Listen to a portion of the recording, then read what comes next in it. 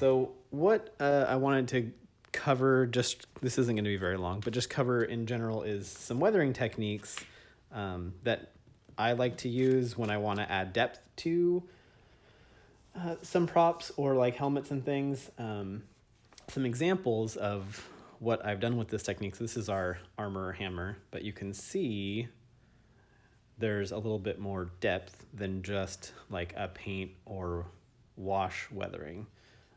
And you don't always need to do this extra level of, this is actually what I did on stream the other day, our little foam pauldron. You don't always need to do this extra level of, add this extra level of depth to your weathering, but especially like from far away, you're not going to really notice the difference versus doing like a more traditional wash or paint type of weathering. But for, when you get up close and want to really look at something and you want it to look super, super realistic, these are some good techniques. So I'm going to start, this is just a little bit of brown paint here. So I'm sure most of you are familiar with a lot of kind of just paint weathering techniques. And one of my favorite things to do is, where did I put this spray bottle? I filled it up and didn't bring it back out here. I'll be right back. Thank you, my lovely co-host, chat manager. So a lot, there's kind of two ways to do the wash thing. One is watering down acrylic paint, which I will do over here. So, watering down acrylic paint and kind of brushing it in there. And then these paper towels are life. Kind of doing, this sort of thing where you wipe off quite a bit of it and just leave some in the crevices, which again, it's a great technique. It works great. It gives you a nice added layer of depth over just a regular paint job. By the way, this is our test helmet. This is our first pull of our helmet that we ever did. And we use it for testing all different sorts of paints and things on how we want to do our helmet, because every time we make a helmet, we try to improve a little bit on it.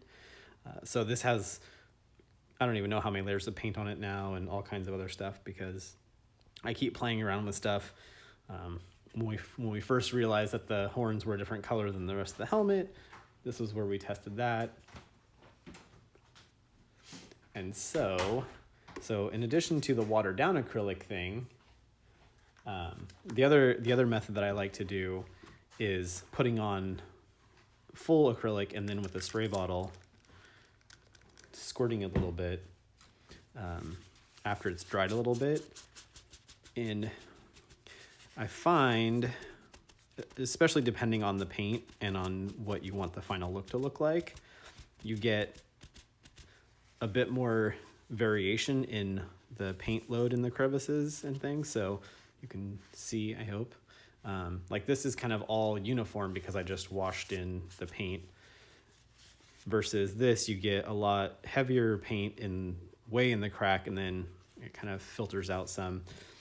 The other thing with doing this technique with the spray bottle is if you have something that you want to look like it's been outside more, like I'm going to put some paint there. And what you can do is, let's see, I'm going to turn it around this way.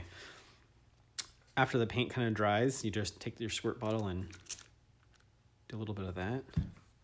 And you can see it's kind of carrying the paint down a little bit. And so as the water runs down, it carries less and less of the paint with it towards the bottom. And so I just put a little bit of paint up there, but now I have kind of a gradient of paint all the way down this whole edge just from that drip of water. And you can kind of do that again and again in layers, a little bit of paint, a little bit of water to get whatever you want. Of course, the other thing when you're doing, even if you're doing just the acrylics, before I get into the next step, you don't want to do everything one color, because one color doesn't look quite as realistic and doesn't give as much depth as a couple of colors. So you can do layers of different colors, mix them together whatever, but you don't want just to have a uniform color because dirt and grime and all those things aren't just one color. And so having a little bit of variation in tone gives it a little bit more of a realistic look. So there's just some paint. And that looks cool, right? I think so. It adds some grime and weathering and makes it look a little bit more realistic. So the helmet will come back in a second. So that's just acrylic paint weathering. Basic, easy stuff. Now I forgot to bring this over here. I'll be right back. Okay. So a lot of the weathering and painting techniques that I use, I learned many, many years ago, probably before like half of you were even born. It's true, I'm old. Because I used to do a lot of model building, scale model building, and even more recently, like Gundam models and stuff. And so a lot of these techniques I learned back then. So if anybody watching is familiar with doing like Gundam models and stuff, you'll probably have seen these weathering kits. They're basically these little, they're like makeup kits for props and models. Because when you open it up, you have like, they come in 3 different colors. This one is snow, soot, and rust. And it comes with a little makeup brush. A little sponge on one side, a little brush on the other side. And these are okay. They work for what they're meant for. The problem is that they're kind of pricey. I think one of these things is like 10 or 15 bucks for three colors. It works, but the trick that I'm going to show you is a way to basically make your own in many, many colors for way cheaper than these things. So you have a couple of options. One is something like this, which is just like a kid's soft pastel kit. This is like, I don't know, 10 bucks or something. And you can see you get a whole bunch of chalk pastels. The other thing you can do is you can go to most art stores like Artist Craftsman Supply, and they have these boxes, but they have these bins, and you can get single colors for like $1 a stick. And so again, you can get any colors you want. So this right here was less than this. Either one of these was less than this, and you can get, specific colors to mix and stuff. And so these, again, really cheap compared to that, but how do you use them, right? So this is what I do. I take sandpaper, or in this case, a sanding block, which is a pretty easy way to do it, a piece of paper or something else, and you make your own weathering powder. So for this, I'm going to take a brownish color and just scrape it on here. You can see I'm making powder. I'm going to take a yellowish color, get some of that in there, because again, for depth, you don't want all one color. I'll add a little bit of gray. And depending on what you want to, if you're making something that is cooler tones or warmer tones, you can add in like blues or reds or oranges. With this, I'm going to add a little bit of orange, just a tiny bit, and then a different shade of brown. That's a good starting point. Anyway, so I'm going to brush all this off onto my paper here. And then I'm going to take just a little brush, move this out of the way here. Those other pastels work exactly the same way. So, and I'm going to go back to the helmet here, same spot I was working on before, and just take some of this and put it in the crevice here.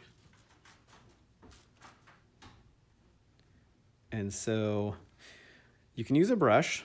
There's also chalk pastels, and when I was doing like actual art classes, chalk pastels are my favorite thing, and I love getting them on my hands.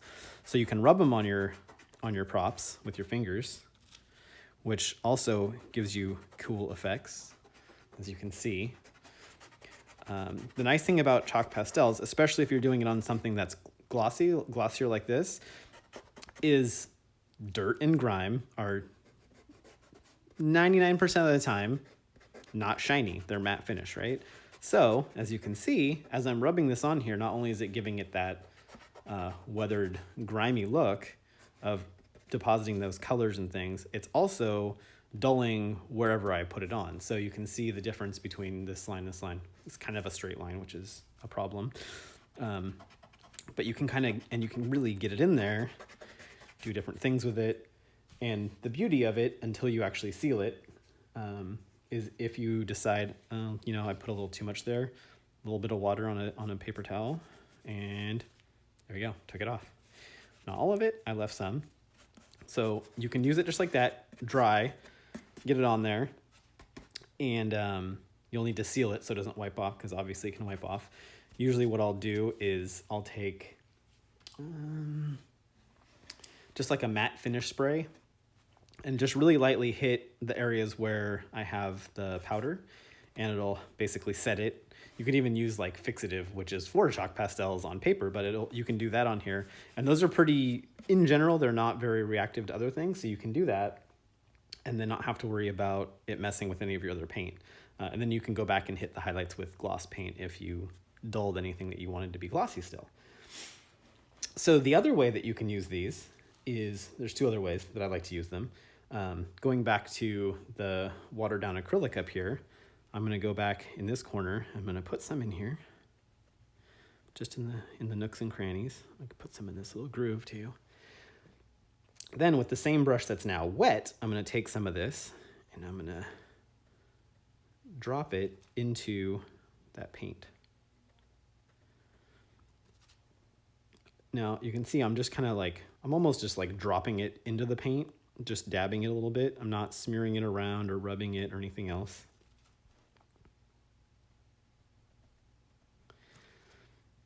And what that does, what I hope you can start to see, maybe, it's kind of hard on the camera.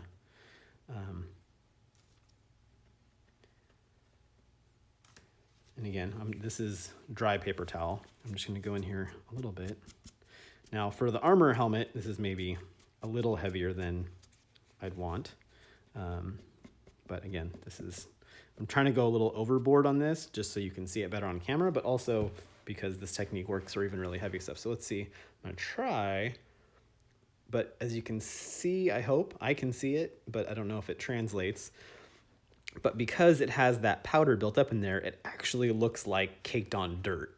So this is what I'm saying. So like from far away, you probably maybe couldn't really tell the difference as much. So like over here, again, this is just the acrylic paint, right?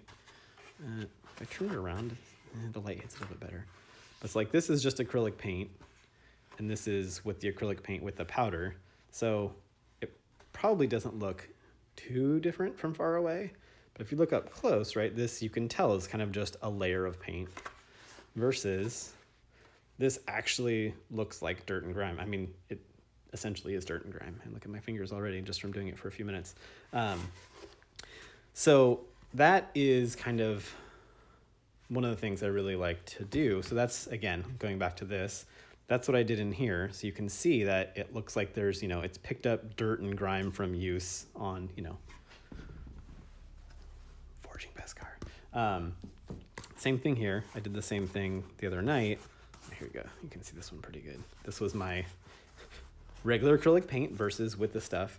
Oh, and the other thing that I'm gonna go back again, when you want to add depth, you can see I just used the one color paint and this one set of powder. So what I will sometimes do is I'll go and I'll grab a totally different color that I didn't use the first time and add it into the mix. Ooh, I'm gonna reach across here because I left my brush over there. And oh, the other nice little trick. So you might have noticed that I didn't have any blacks in any of that, and that's because this stuff is super, super, super cheap. You can get one of these big jars of General's pure powdered charcoal, and that's basically black weathering powder. And again, like I said, I like using my hands in this stuff. Plus, I'm trying to conserve gloves because, gloves. But again, same idea. You can get in here and just rub this stuff in here. You can see it dulls it, and if you put more, it also darkens it.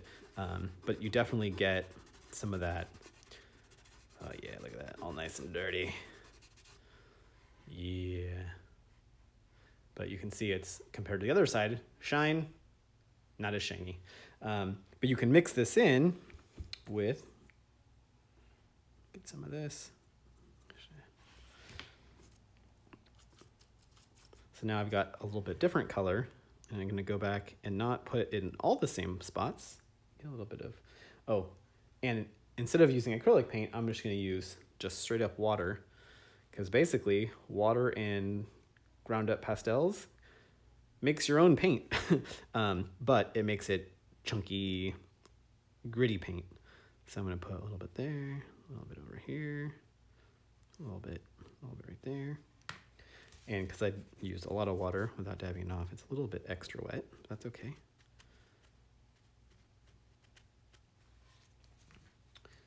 Dry this off just a tad.